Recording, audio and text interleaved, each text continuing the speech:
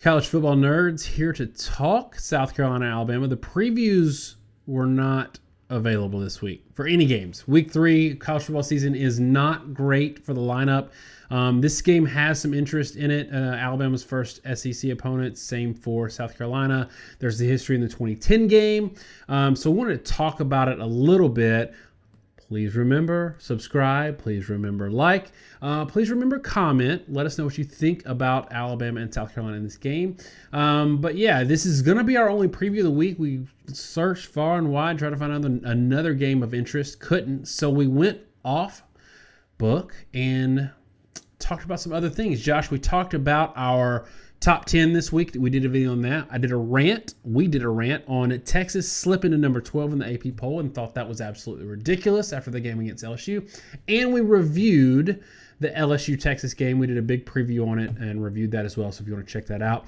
One more thing, I want to remind y'all, we have a podcast version. If you don't like the YouTube videos or you want to listen to audio only, but you won't generally get them on Monday, you usually get them about Wednesday. All right, Josh, Alabama, South Carolina.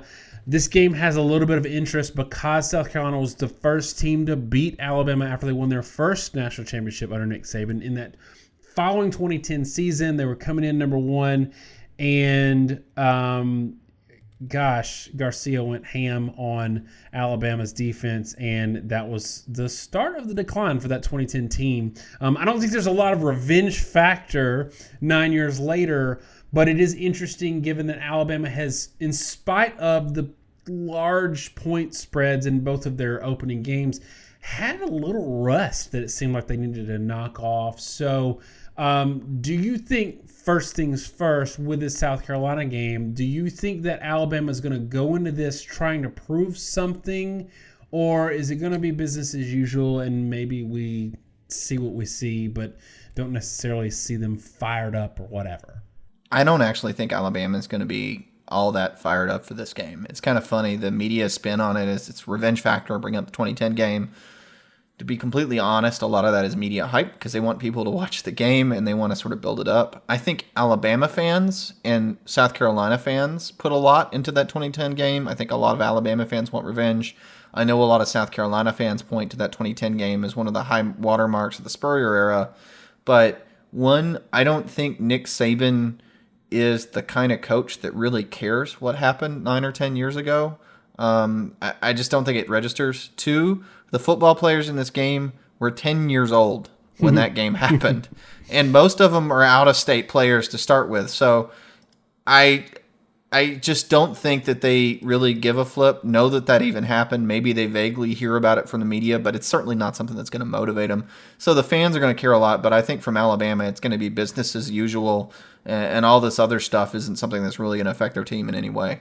So we know about the offensive weapons for Alabama, and we've seen in previous years, South Carolina, especially last year, had a lot of injuries on defense. They're feeling more healthy this year, and a lot of people will point to the defense playing okay against North Carolina. 24-20, you give up 24 points in a loss. That's not terrible. Against North Carolina, you think you're going to win that game. The problem for me, and tell me if this is a place where we might be concerned if we're South Carolina fans, is Sam Howell, freshman quarterback, 2 touchdowns, okay, 245 yards, not amazing, 10.2 yards per attempt. Josh, that's not a good sign when Tua's coming into town.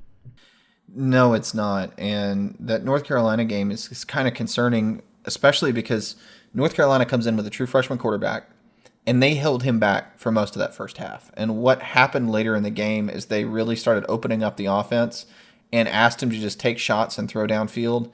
Now, he made good throws into coverage. I mean, guys were in phase, but the problem is the guys were in phase, but they didn't make a play on the ball. And we talk about this sometimes on this channel, and I talk about this a lot generally. One of the issues for a lot of defenses in college football is the defenders are often in position defensively, but unable to make a play, particularly in the secondary. And when you watch like a mediocre G5 team versus a mediocre G5 team, and I know there's groups that really love those games. It's not really the thing for us or this channel. One of the things that drives me nuts is you'll see the defenders be in phase, but they might as not be there because all they're doing is standing running next to the receiver and watching him catch the football. And that's kind of what I saw, frankly, from South Carolina in the North Carolina game at times. If Howell had thrown the ball more down the field, I think they could have had more production. And so it's troubling and concerning. And there's little things like Horn was a freshman All-American for South Carolina, or at least freshman All-SEC, not freshman All-American. Big difference, actually. And the reason it's a big difference is there's not a lot of freshman corners playing in the Southeastern Conference, and it's always kind of funny that sometimes we give a lot of accolades to like a freshman All-SEC guy. It's actually really easy to be freshman All-SEC by default. And I don't know that South Carolina's defensive backs are really all that good, and from what I've seen, I don't think they are terribly good. And I think there's a real chance that Alabama shreds them. I know that's really negative, but I'm being realistic with what I expect to see. Yeah, neither one of us thinks South Carolina is going to win this game. Newsflash. Sorry, South Carolina fans. We love you. My wife's a South Carolina grad. She's probably going to give me hell about saying that this early, but we don't think they're going to win. If I'm going positive for South Carolina, though, I know there's not a lot that it's fair to take from beating up on a cupcake. But last year and in years prior, Carolina has struggled or been in the 40s against a directional school or an FCS program, and they put up 72 Saturday. Jake Bentley has been a part of this program for a long time.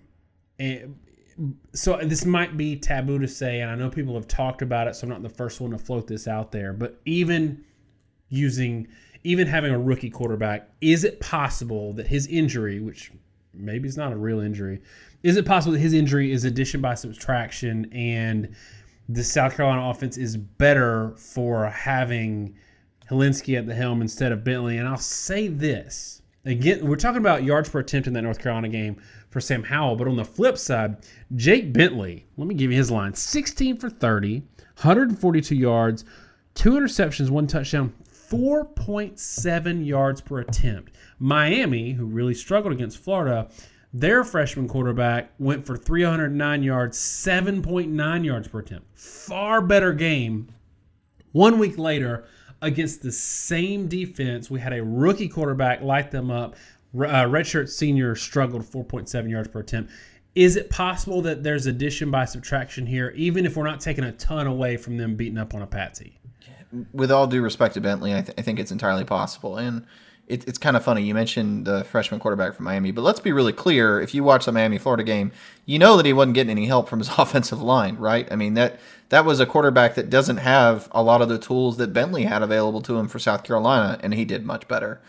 So I do think it easily may be addition by subtraction, and I'll sort of give the positive and the negative to this, trying to stay balanced. The positive point is freshman quarterbacks often have high-level accuracy and high-level arm talent coming in. I think it's a mistake sometimes to think that these guys progress at a high level and you watch that just periodically get better. I think what tends to get better is reads, maybe a little bit of ball placement, but the guys often have their arm sort of wherever it's going to be when they get there, and they just tweak it and get it slightly better over time. The higher completion percentage comes from their ability to figure out where they need to throw the ball and to get the ball out such that the throws are easier on them because they're making easier throws, not that they're throwing the ball better. And that's pretty consistent. That was true all the way dating back to Peyton Manning, 20 years ago. But I think, to say the negative, though, with Hilinski, you got to be careful taking too much out of that Charleston Southern game. While Hilinski had really good accuracy in that game, and I think he's a lot more consistent in terms of arm talent, I actually thought he was a little slow getting the ball off against Charleston Southern. He had forever to throw, and he had a wide open guy in most of the game, but he tended to sort of hitch and then hitch again and then throw it. And that works fine when you got that much time, and when you got a guy open. It's not going to work nearly as well when you're throwing at somebody, that's being covered by Trevon Diggs or being covered by Patrick Surtain. It's just not going to be as open. And the other thing I'll say is Charleston Southern was really bad, y'all. I mean, their opener against Furman, they lost 46-13. So Charleston Southern is not a good team. In fact, they're a really, really bad team by FCS standards. So it's almost impossible for me to take anything positive from that too far. I mean, I could take it's unfair because I could take a negative, but in a positive sense, most really good FBS teams would light Charleston Southern up. So Nick Saban has a history of treating games that he knows he's going to win, and he would never admit this, but he knows he's going to win as scrimmages, where he works on stuff. Alabama might score a lot, but they might look ugly in the process. We've seen this in the past, especially during the Jalen Hurts era. I think that New Mexico State is one of those teams. Duke possibly also one of those teams. We saw this where they struggled in the first quarter, poured on 42 points, and then kind of wound the game down. If that's been happening so far, and I think Alabama fans hope that's the case because they haven't looked great running the ball, is South Carolina, even with their struggles so far this year, the kind of team where if they've been kind of holding back, we'd see the full brunt of this Alabama offense? Is South Carolina that kind of team? I think historically we've seen that from Alabama. So when you go back in history and you look, and you can probably hear my mouse clicking right now because I'm sort of cycling through the years for Alabama offensively. When they play in their SEC opener, they tend to sort of turn things up quite a bit. Last year it was Ole Miss. Obviously that game was an absolutely awful blowout because Ole Miss's defense was one of the worst things I've ever seen on television, and I watched that for a certain period of time and then had to go wash my eyes. The year before was Vanderbilt, where they, in 2017, sort of came out and then stomped a mud hole in them. I think they scored in like the first 7 drives in that game, even though it was hyped up. 2016 was Ole Miss. That was a close game, but that was also a game where Alabama scored 48 points, which was more than they had scored, again, the week prior against Western Kentucky. They'd only scored 38. So pretty consistently, I can keep going back in time, in the SEC openers, Alabama opens up the offense and they do much better. And I'm not saying, I think it's fair to say that Alabama plays much more aggressively. They have consistently, historically not shown what their offense looks like until the SEC opener. And it doesn't really matter who they're playing in the past. Once they get to SEC play, it's like they go, all right, we're taking the training wheels off. We're going full throttle. It's time to let loose now, even if they don't think the team is particularly good. So I don't think we're going to see Alabama hold back in this game. Whether they win big or they don't win big, I think you're going to see Alabama trying to play whatever brand of football they want to play for the rest of the year. So there's been some chatter first couple of games that Alabama has not looked like same old Alabama running the ball. Really struggling offensive line, particularly at center and left guard. And also Robinson and Harris not being the feature backs that we've seen in like Jacobs and Damian Harris and some guys in the past that were more, that are well known.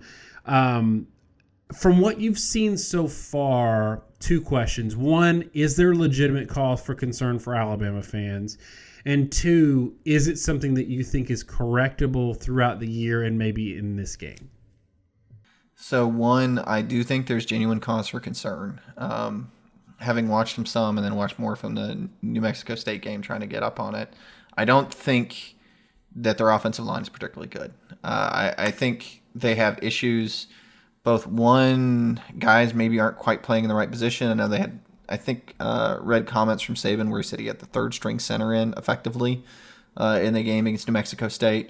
And 2, they're letting guys go a lot. There's a lot of unblocked players. They're not, and it doesn't really matter how well you are. If 4 guys do their job in the offensive line and the 5th one misses his assignment, it tends to blow up the play. Alabama is not running the ball very well. They are not protecting Tagovailoa particularly well. And I will say, as a positive for South Carolina, they've run the ball well. So I think Alabama's probably at a disadvantage running the ball unless everything sort of miraculously fixes itself, which I don't know. Maybe guys get healthy, people move back to slots they're more comfortable in, and they get it. But I think it's more likely that Alabama is not going to be a great rushing attack, at least until Deontay Brown comes back, which would be week 5 due to a 4-week suspension. And I'll flip it around the other side of the ball. If there's one area where I think South Carolina can be successful, it is running it. Even in the North Carolina game, right? There's a lot of negative there, but Feaster had 5.5 yards per carry. Dowdle has 5.6. It's actually funny, by the way, as an aside. Bentley gets 30 pass attempts and 6 rushes. His rushes go for negative yardage. He averaged 4.7 yards per attempt. Both running backs are averaging a higher per carry attempt than Bentley rushes. And somehow with Muschamp and his normal Neanderthal football that he's always been dinged for, he gives his quarterback 36 touches to only 24 touches to his tailbacks, who are being more successful than his quarterback. And you kind of wonder if they would have been more successful if they'd leaned on the run for the entirety of the game, because it was actually kind of working. So I do think if there's one area that may be surprising to Alabama fans, it's that South Carolina might actually be able to run the ball fairly well. And then conversely, Alabama may be dependent on the pass. I just think being dependent on the pass is enough to win if you're Alabama. Yeah, and I think this is a good enough time as any to get into our score predictions because we've sort of tipped our hand a little bit. I think Alabama goes ham in this game, and partly because I think Alabama they have had enough negatives that Saban can chirp at them in practice and kind of get them refocused. Like you said, they usually go ham in SEC play, but I also am just not fired up about South Carolina this year, and it's unfortunate because I've been pretty high on them in the past and sort of carried the water for them on this show. I'm concerned that they gave up 238 yards rushing to North Carolina. We usually don't do total yards, but they had a 5.7 yard per carry back in Javonte Williams, and then Michael Carter had a pretty good day as well. So I think the running game comes back around for Alabama this year, and it might be a little bit of fool's gold because I'm not that high on South Carolina. So, so maybe that's it. But for me, obviously, like you said, winning with the pass is enough for them. I think Alabama's defense is the best in the country, which is a huge task for a rookie quarterback at South Carolina. I do like Feaster and Dowdle. They're not going to have a good day. Give me 56-10 Alabama. Oof, that's a big number. At the end of the day, I do think I'm a little bit more pessimistic than you are with Alabama running the ball. I think their problems are genuine. I don't think the backs are seeing the holes well. I don't think they're following the holes, and I don't think they're blocking them right. But their passing offense will open it up. And take a step back and note they get 3 interceptions against Charleston Southern. Charleston Southern looked like they were just punting the ball when they were throwing it most of the time. I mean, you do have to look at your opponent, and Charleston Southern's passing offense was atrocious. And again, they were an average to poor unit even in FCS play beforehand, so that's not shocking. I think Alabama is going to have a lot of success throwing the football. I don't think it's 56-10. I think the game is more, I'm going to say 42-13. I do think it's a blowout. I mean, the line opened at 21. It's already moved to 25.5 on my bookie. 21 from some areas. I'm not sure if my bookie's open there. So we're seeing a lot of line action in what was already a very high line. We're both in the 30 to 40 point range, and we're currently in the lines in the mid 20s. So I don't think we're really unrealistic. We're about a touchdown more than the spread. I just think Alabama is too much for South Carolina this year. That's not a ding on South Carolina. They can still have an okay season if, however much an okay season looks like given the schedule. But Alabama is an extremely good team, and I think they're going to open up the offense, be balanced, and still really be able to torch anybody they play this year throwing the football. We didn't have a whole lot of games to talk about this week. We did get this one in just because of the interest in the 2010 game. We weren't 10 years old when that game happened. We all remember it very well, and my South Carolina grad wife made sure that I mentioned it on air. Remember, we did some other weird kind of different stuff this week. The top 10 game, the Texas rant, and the LSU Texas review. Make sure you check those out. Please give us a like and subscribe if you haven't already. Thanks so much, y'all. Have a great week, and God bless.